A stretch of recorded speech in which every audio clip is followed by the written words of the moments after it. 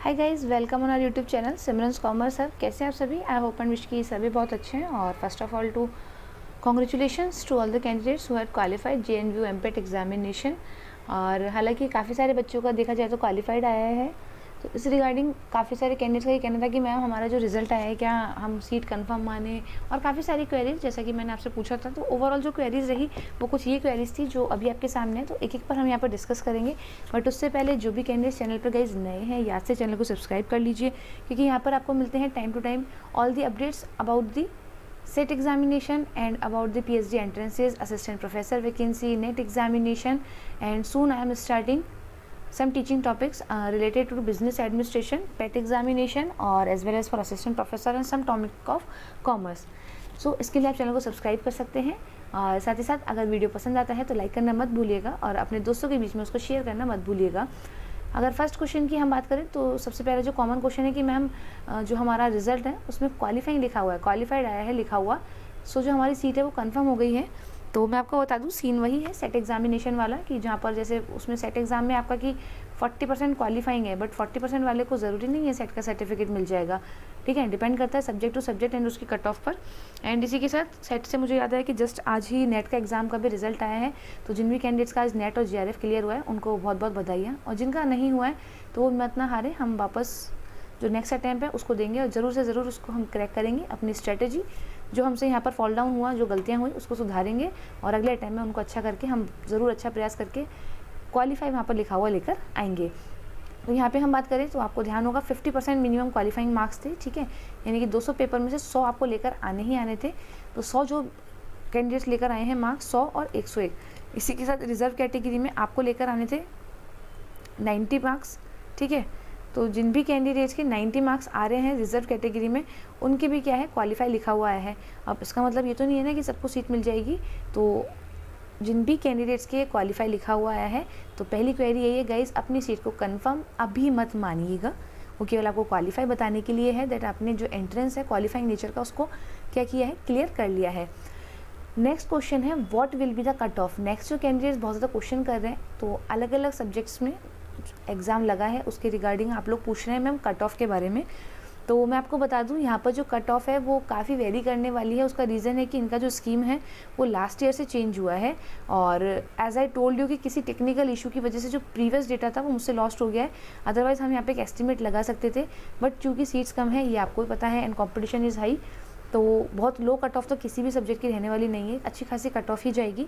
तो यहाँ पर प्री अजम्पशन में एज यू नो कि बिना हम किसी भी एक पुख्ता सबूत के फिर एविडेंस के तो तुक्के वाली बातें मैं यहाँ पे करती नहीं हूँ। जो बात है वो क्लियर है कि I have no so much idea about the cut of.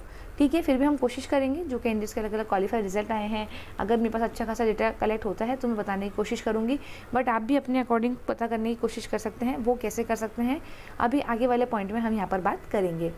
Next है how can we know about the competition. ठीक है, यही वो पॉइंट है जिसमें हम बात करेंगे। तो गाइज देखिए, जिस भी एग्जाम सब्जेक्ट में आपने एग्जाम दिया, just like if you are in the commerce and business administration, EFM, ABST, if you are in arts, तो जो भी वहाँ पर पेपर लगे हैं उसमें जो आपका रोल नंबर है, ठीक है, वो इस तरीके से अलॉटेड है कि वो आपका अल्फ़ाबेटिकली आपके सब्जेक्ट में जो भी कैंडिडेट्स एग्ज़ाम दिए हैं उनका वो अल्फ़ाबेटिकली वहाँ पर अरेंज्ड है। तो अपने आप आगे के कैंडिडेट्स और पीछे के कैंडिडेट्स के नंबर्स देख सकते हैं और वहाँ से एक अजम्पशन लगा सकते हैं कंपटीशन का। एज यू नो कि it is tough for me कि मैं ईच एंड इंडिविजुअल सब्जेक्ट के कैंडिडेट्स का रिजल्ट निकालूँ, फिर इतना सारा कैलकुलेट करूँ। तो जो भी कैंडिडेट जिस भी सब्जेक्ट के हैं वहाँ पर एक ट्रिक लगाई जा सकती है। आप अपने फ्री टाइम में बैठकर अपने आगे और पीछे वाले जितने भी कैंडिडेट्स हैं सबका रिजल्ट देख सकते हैं और एक कंपटीशन का मोटे मोटे तौर पर अनुमान लगा सकते हैं। मोटे तौर पर ही लगाया जा सकता है, डीप में नहीं लगाया जा सकता। ज़रूरी नहीं है जिसका रिटर्न में बहुत अच्छा गया हो, यहाँ पर जो JNVU का एमपेट है उसमें बहुत अच्छे नंबर आ रहे हो तो उनका अकेडमिक रिकॉर्ड भी अच्छा हो। ठीक है, इट इज़ नॉट मैंडेटरी। इसी के साथ बहुत सारे कैंडिडेट ऐसे हैं जिन्होंने GRF को एग्जाम्प्ट किया है, बट बहुत सारे कैंडिडेट ऐसे भी हैं जिन्होंने GRF के साथ अपना एंट्रेंस एग्जामिनेशन दिया है। तो चीज़ें काफ़ी वेरी करेंगी, इसी वजह से यहाँ पर कट ऑफ का अनुमान लगाना थोड़ा ज़्यादा टफ है। What about that candidates who applied in exempted category. अब जो नेक्स्ट क्वेश्चन आ रहा है कि मैम हमने तो एग्जाम्प्टेड कैटेगरी से दिया था, हमें कैसे मालूम चलेगा। तो जब फाइनल लिस्ट आएगी गाइज, उसमें जो एग्जाम कैटेगरी वाले कैंडिडेट्स हैं अगर उनका सिलेक्शन होता है तो उनका प्रॉपर वहाँ पर नाम लिखा हुआ आएगा। तो आप बिल्कुल वरी मत कीजिए, जब भी फाइनल लिस्ट आएगी एंड आप सेलेक्ट होते हैं तो आपका नाम वहाँ पर क्लियरली मेंशन होगा। नेक्स्ट है आपका व्हाट्स द नेक्स्ट प्रोसेस। ठीक है, आज हमारा रिजल्ट आया है तो नेक्स्ट प्रोसेस क्या है। एज आई नो कि इन्होंने काफ़ी सारे डॉक्यूमेंट्स तो पहले आपसे अपलोड करवा लिए हैं, तो अगर काउंसलिंग ये लोग ऑब्वियसली बात है करेंगे ही करेंगे। काउंसलिंग के अंतर्गत ये चाहें तो आपसे वापस एक बार आपके डॉक्यूमेंट्स मंगवा सकते हैं, अदरवाइज़ अपने रिकॉर्ड के बिहाफ पर ही क्या कर सकते हैं, आपकी मेरिट डिसाइड कर सकते हैं, क्योंकि इनके पास आपके डॉक्यूमेंट्स ऑलरेडी हैं। इसमें हम बात कर लेते हैं, एक परसेंटाइल वाला इन्होंने कार्ड मांगा था, बहुत सारे कैंडिडेट्स हैं जिन्होंने अभी भी नहीं दिया है। तो गाइज मैं आपको बता दूं वो देना मैंडेटरी है, अदरवाइज़ आप प्रॉब्लम में आ सकते हैं। वो आपके जीआरएफ को क्या कर सकते हैं, खारिज, नेट को मतलब कैंसिल कर सकते हैं। कैंसिल करने का रीज़न ये है कि उन्होंने परसेंटेज मांगा है, आपने परसेंटाइल दिया है, सो ये उनका काम नहीं है कि वो एनटीए नेट से इस चीज़ की क्या करेंगे, डिमांड करेंगे। काफ़ी सारे कैंडिडेट्स ने एनटीए में क्या करा है, आरटीआई फाइल करी है। तो जिन भी कैंडिडेट्स का अनफॉर्चुनेटली परसेंटाइल वाला फॉर्म रह गया है, यानी कि परसेंटेज में कन्वर्ट करवाना रह गया है, वो एनटीए यूजीसी नेट से आरटीआई लगाकर जिन भी अटैम्प्ट में उन्होंने अपना नेट जीआरएफ वगैरह क्लियर किया था, तो उसकी इन्फॉर्मेशन मंगा सकते हैं, उसको परसेंटेज में ठीक है कन्वर्ट करवा सकते हैं। उसके लिए आप उनको मेल लिखना होगा। जेएनयू का जो ऑफिशियल आपका पास नोटिफिकेशन है वो उनको शेयर करना होगा, क्योंकि वो ऐसे ही बिना किसी रीज़न के तो आपको परसेंटाइल इतना कन्वर्ट करके देंगे नहीं। बट ठीक है, आपकी गवर्नमेंट यूनिवर्सिटी अगर इस चीज़ की डिमांड कर रही है then they have to do it. और काफ़ी सारे कैंडिडेट्स ने उनसे मांगी है इन्फॉर्मेशन एंड उनको पहुंचाई भी गई है। तो यहाँ पर मैंने क्लियर कर दिया है कि कैसे कर सकते हैं। आरटीआई लगानी है आपको, एनटीए यूजीसी नेट में जिस भी अटैम्प्ट का आपका एग्ज़ाम है वहाँ की इन्फॉर्मेशन आपको फिल करनी है। जेएनयू के बारे में आपको वहाँ पर क्या करना है, जो नोटिफिकेशन है वो हमको मेल के थ्रू या जो भी प्रोसेस में जा रहा है उसके अकॉर्डिंग वहाँ पर बताना है, तब जाके आपके पास वहाँ से रिवर्ट आएगा। एक्सपेक्टेड फाइनल रिजल्ट, तो इसकी हम बात करें तो मोटे मोटे तौर पर ये 1 मंथ के अप्रॉक्स आ जाना चाहिए। ठीक है, इसका रीज़न है क्योंकि अभी काउंसलिंग होगी, फिर मेरिट आएगी और इसी में इंटरव्यू भी इसी के साथ होंगे, तो थोड़ा सा टाइम ले सकता है। तो हम मान के चल सकते हैं 20 to 40 डेज़ में रिजल्ट आने के पूरे चांसेस हैं। फाइनल रिजल्ट यहाँ पर मतलब आपके पास डिक्लेयर हो जाएगा। व्हाट अबाउट द इंटरव्यू, तो इंटरव्यू की हम बात कर लेते हैं। यहाँ पर एक बार अगर इंटरव्यू में गाइस हम देखें तो यहाँ पर आपको दे रखा है स्पेसिफिक सब्जेक्ट के लिए। ठीक है, यहाँ पर हमारा the paper shall consist of 100 objective type multiple choice question, जो कि आप पेपर तो दे चुके हैं। ठीक है, 50 question from each part. Qualified candidate shall be call for interview viva walk before the DC यानी कि departmental committee to discuss their research interest, यानी कि किस सब्जेक्ट में, जो भी आपका सब्जेक्ट है उसके अंतर्गत किस एरिया में आप या फिर किस टॉपिक पे अपना रिसर्च करना चाहते हैं, उससे रिलेटेड आपको प्रेजेंटेशन भी वो लोग क्या कर सकते हैं, पूछ सकते हैं, ताकि ईजी वे में वो आपके रिसर्च एरिया को समझ सके। और इफ़ द इंटरेस्टेड, अब यहाँ पर मेन प्रॉब्लम ये कि इन्होंने ये चीज़ कहीं पर भी क्वालिफाई क्लियर नहीं किया है, तो इंटरव्यू के मार्क्स भी हैं क्या, या फिर कैंडिडेट्स का जो फाइनल राउंड रहेगा वो इंटरव्यू के बाद का ही रहेगा, या यहाँ पर ये थोड़ा सा इन लोगों ने कन्फ्यूज़न यहाँ पर पुट कर दिया है। ठीक है, तो कुछ कैंडिडेट्स की डिमांड थी कि मैम इंटरव्यू पर भी आप क्या करें, वीडियो बनाएं। तो उस पर एक इंडिविजुअल वीडियो बनाने के बजाय मैं आपको जनरल यहाँ पर सीधे बात बता देती हूँ कि आपको क्या करना है। जो चीज़ें कुछ यूनिवर्सिटीज़ में बाद में होती है, लोग पहले करवा रहे हैं, अपना इंटरेस्ट ऑफ एरिया ढूंढना है, यानी कि जिस चीज़ में, जिस क्षेत्र में, जिस भी टॉपिक पर आप अपना रिसर्च करना चाहते हैं वो पहले से ढूंढ के रखिए। एक छोटी सी सिनॉप्सिस टाइप वहाँ पे आप रेडी कीजिए, जहाँ पर आपका इंट्रोडक्शन ऑफ द टॉपिक होगा, ऑब्जेक्टिव ऑफ द टॉपिक होगा, हाइपोथेसिस रहेगी, आपकी प्रीवियस कुछ रिसर्चेज हुए हैं तो वो उनके बारे में यहाँ पर बताया जा सकता है, और एक सिनॉप्सिस का परफॉर्मर। हालांकि रिसर्च प्रपोजल और सिनॉप्सिस में डिफरेंसेस होते हैं, बट बहुत मेजर डिफरेंसेस नहीं होते। तो मोटे मोटे तौर पर जो चीज़ें वहाँ इंक्लूड होती हैं, काफ़ी सारी चीज़ें यहाँ भी इंक्लूडेड हैं। ठीक है, स्कोप क्या रहने वाला है, क्या आप जो रिसर्च एरिया बना रहे हैं उसका यूज़ क्या है, मतलब ठीक है ना, ऐसा कुछ नहीं है कि आपने कोई बोरिंग सा टॉपिक ले लिया है, फिर सेकेंडरी डेटा का टॉपिक जो इजीली अवेलेबल हो जाए, तो फिर वो क्यों आपने इंटरेस्ट दिखाएंगे। समथिंग आपका टॉपिक जो होना चाहिए, इंटरेस्ट ऑफ एरिया होना चाहिए, वो यूनिक होना चाहिए, ताकि वहाँ जो डीसी कमेटी बैठी है उनको भी वो पसंद आए और वो आपको क्या करें, आगे के लिए अलाउ कर दें। बट यहाँ पर स्टिल क्लियर नहीं है कि जो मेरिट है वो इसके बाद बनेगी या पहले ही बन जाएगी, तो यहाँ पर छोटा सा कन्फ्यूज़न तो है ही है। बट आप लोग ध्यान रखिए, जो भी कैंडिडेट जिनका क्वालिफाई आया है, अपना थोड़ा रिसर्च टॉपिक की तैयारियाँ कीजिए। गूगल पे शोधगंगा, रिसर्च स्कॉलर, ठीक है, काफ़ी सारी साइट्स हैं, वो आपको मिल जाएंगी जो रिसर्चेस के बारे में बताती हैं। पुराने रिकॉर्ड्स आपको अलग अलग यूनिवर्सिटीज़ एंड कैंडिडेट्स के मिल जाएंगे। इसी के साथ आप नॉर्मल गूगल भी कर सकते हैं, या फिर काफ़ी सारे कैंडिडेट्स ऑलरेडी एडवांस होते हैं, उनको पता होता है कि हमें किस एरिया में रिसर्च करना है और वो क्यों पीएचडी में जाना चाहते थे। क्योंकि काफ़ी सारे कैंडिडेट्स 20 to 30% कैंडिडेट्स ऐसे होते हैं जिनको ये है कि बस पीएचडी करनी है। करते कैसे हैं, होता क्या है, ये still it is a bitter truth कि उनको नहीं पता है। ठीक है, तो गाइस ध्यान रखिए, हमें एक सब्जेक्ट को, टॉपिक को लेकर उस पर रिसर्च करनी होती है, अपनी फाइंडिंग्स देनी होती है, और रिसर्च ऐसी होनी चाहिए जो कंट्रीब्यूट करती हो हमारी सोसाइटी को। हमारा जो रिसर्च है वो ऐसा ना हो कि ठीक है हमने एक पीएचडी डिग्री के नाम के आगे डॉक्टरेट लगाने के लिए कर लिया, कहीं ना कहीं समवेयर हम हमारे जो सोसाइटी है उसको क्या करें, कंट्रीब्यूट करें। तो ऐसा रिसर्च काफ़ी अच्छा माना जाता है। सो इसके बाद हमारा जो नेक्स्ट क्वेश्चन था हम उसकी बात कर लेते हैं। नेक्स्ट क्वेश्चन की अगर हम बात करते हैं तो वो है मेरिट का प्रोसेस। ठीक है, कि अभी हमारा जो मार्कशीट आया है उस पर क्वालिफाई लिखा आया है, और इस मार्कशीट से याद आया कि गाइज इस मार्कशीट को डाउनलोड करके रख लीजिएगा। काउंसलिंग या फिर इन फ्यूचर ये मार्कशीट काम आती है, ये बात ध्यान रखिएगा। पता नहीं चलता है, लोग कभी भी मांग लेते हैं, तो बजाय उसको लॉस्ट करने के आप लोग प्लीज़, ऑब्वियसली बात है कि वैसे तो जैसे ही हम रिजल्ट पे क्लिक कर रहे हैं वो डाउनलोड ही हो रही है, बट फिर भी उसको सेव रख लीजिएगा। इन द केस जब वहाँ से लिंक हटेगा और अनफॉर्चुनेटली अगर आपको नीड पड़ गई, then what will you do. तो इट्स टू बेटर है उसको आप अपने अकॉर्डिंग सेफ रखें। अब वो कैसे रखते हैं, that's all about your choice. इसी के साथ हम बात करते हैं मेरिट प्रोसेस कैसे होगा, मेरिट कैसे बनेगी। तो मेरिट की हम बात कर लेते हैं यहाँ पर। ठीक है, मेरिट का जो उन्होंने प्रोसेस दिया था वो कुछ इस तरीके से था। 3 पॉइंट्स उन्होंने दिए थे, सिंपल सा है। जो कैंडिडेट जिन्होंने एग्जाम दिया है उनकी पीजी की परसेंटेज प्लस एमपेट की परसेंटेज डिवाइडेड बाय 2, जिनके पास नेट सेट जीआरएफ कुछ भी नहीं है, केवल उनकी बात है।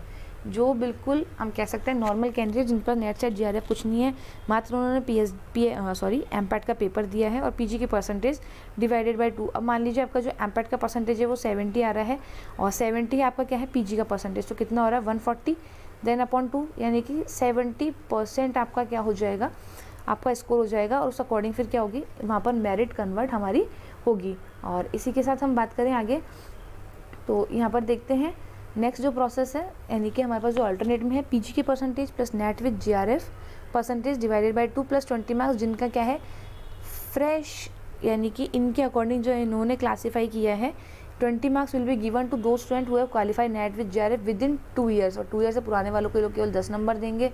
ठीक है, तो जो भी इनका सीन है, अगर 2 साल का आपका जीआरएफ है तो 20 मार्क्स आपको एड ऑन हो जाएंगे, अदरवाइज आपके पास कितने मार्क्स एड ऑन होंगे, ओनली 10 एंड 10। इसी के साथ पीजी की परसेंटेज प्लस जिन्होंने क्या करा है एग्ज़ाम दिया है, नेट जीआरएफ वाले कैंडिडेट्स जिन्होंने अपना एग्ज़ाम दिया है उनके लिए क्या होगा पीजी की percentage plus MPET divided by 2 plus 20 marks. तो इस अकॉर्डिंग आप अपना एकेडमिक निकाल सकते हैं। गाइस वीडियो को पूरा देखिएगा। होता ये कि आप लोग वीडियो पूरा देखते नहीं और वही वो बातें कमेंट्स में बोलते हैं, और मैंने हमेशा मेरी वीडियो में ये बात कही है कि आप लोग प्लीज़ थोड़ा सा पेशेंस रखें। हालांकि बिना फालतू की बातें करने की मुझे भी हैबिट नहीं है, and I use to like have conversation with you on point to point. So video को पेशेंसली देखें और यहीं पर आपकी आधी से ज़्यादा क्वेरी सॉल्व हो जाती है। फिर भी एक्सट्रीम क्वेरी है then comment section is open for you, even the WhatsApp is open for you, but in the case if you are asking genuine questions, ठीक है, तो यहाँ पर आपके जो एकेडमिक रिकॉर्ड्स हैं उनसे आप अपनी जो आपकी फाइनल परसेंटेज बन रही है वो निकाल सकते हैं, क्योंकि अब तो रिजल्ट आ चुका है। जीआरएफ की परसेंटेज बस जिन्होंने नहीं निकलवाई है एनटीएस उनके पास इशू है, बाकी कोई भी इशू नहीं है। आप आराम से अपना क्या कर सकते हैं रिकॉर्ड निकाल सकते हैं। इसी के साथ जैसा मैंने आपको बता दिया, आगे पीछे वाले कैंडिडेट्स की क्या कर सकते हैं इन्फॉर्मेशन निकाल कर एक अजम्पशन लगा सकते हैं कि कितना क्या आपका परसेंटेज जा सकता है।